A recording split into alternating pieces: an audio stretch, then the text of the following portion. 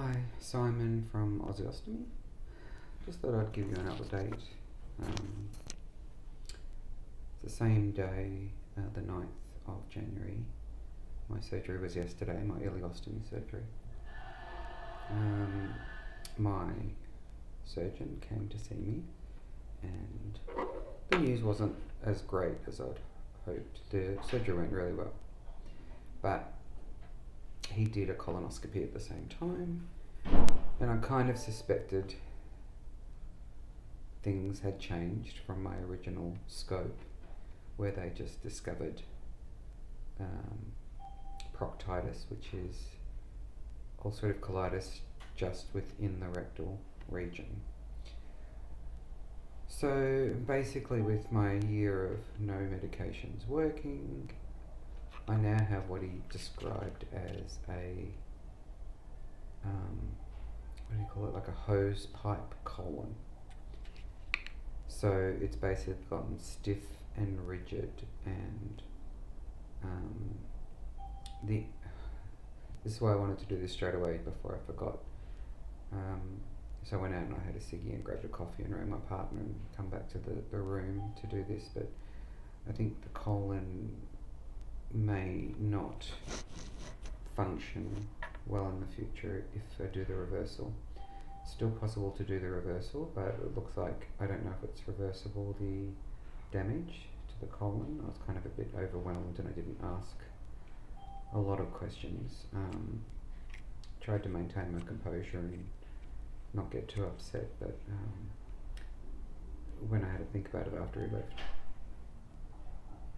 I'm not really happy. But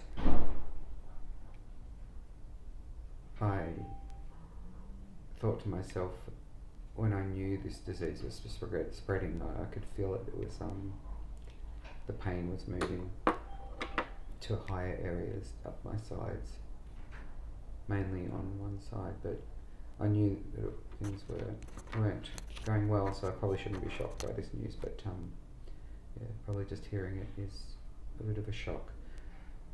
But I thought to myself, if he has to go in and remove my colon completely, and worst case scenario, remove my rectum, at least I'll be alive, and at least my life will be better, in the most part, health-wise anyway.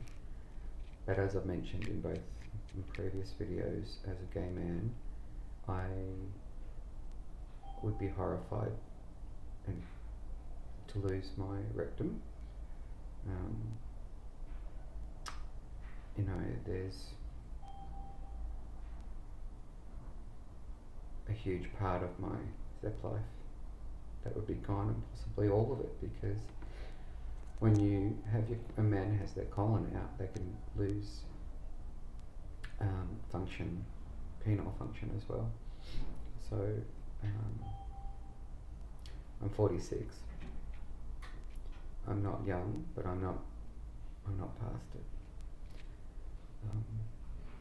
So for my siblings and parents that might look at this, sorry about that, but it's, again, I'll repeat myself from previous messages, videos. I want my video to be open and honest for everyone. I want it to be not educational, because I'm not a doctor. I want it to be informative and maybe help some people, and because I've never been able to find anyone on YouTube that has said that they're a gay male and have certain fears based around that, but there are more of us out there than just me. I want all of you guys to be able to have that little bit of extra information that's specific to us as well. So I didn't want this to be a long video, and I wasn't even going to do one just yet anyway, but as soon as I found that news out, I just felt I needed to share it and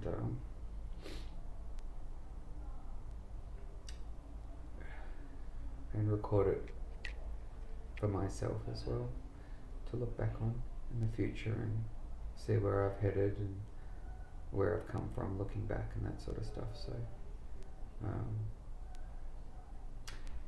yeah, the best news, not exactly what I wanted to hear, but I think part of me already knew that things weren't, I won't say perfect, but things had deteriorated from where I started the beginning of 2019. But anyway, we'll see. Humira is going to be started during this month or next month, just depending on when my gastroenterologist wants me to start that, because they want me to have the highest immunity possible to heal from surgery, of course. And then that with the Imuran, they tend to work very well together apparently, so we'll give that a go and hopefully I get some improvement. If not, then yeah, we'll see what the future holds, and might have to have my colon removed at some point in the future, but we will see. So yeah, I'll leave it at that, and yeah, I'll hopefully do another video tomorrow. I wanted to do one every day just to help people who are thinking about getting this surgery day by day. I felt really good today. Apparently tomorrow I might feel a little bit worse because the anaesthetic starts to wear off and I get a little bit more tired, but we'll see how we go. I might get a visit from my parents. Thank God they're still with me. They're in their 70s, but and had their own health issues, but they're doing quite well.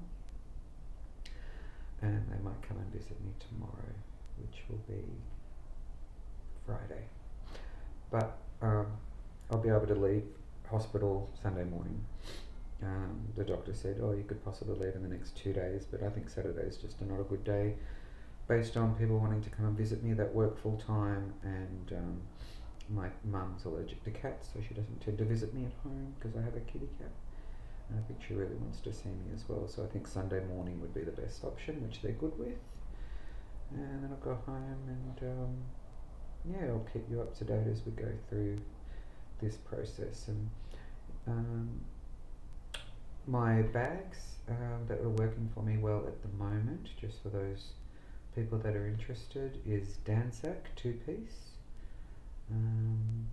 When my inflammation and swelling goes down in the surgical site and my stoma shrinks over time, the product might change to a different bag that might be more suitable, but I'd like to stay with the 2-piece. I talked about it with the stoma nurse today, and I just like the idea of being able to whip one off, clean it up, whip another one on without having to worry about adhesive. And if I change the base plates or wafers or whatever you like to call them twice a week, and change the bags once every 2 days, I think that fits in with my lifestyle the best, being a full-time worker 5 days a week, Monday to Friday. So yeah, I kind of just changed the subject so I'd stop crying. But I'll leave it at that, and I'll catch up with you soon. Thanks, bye.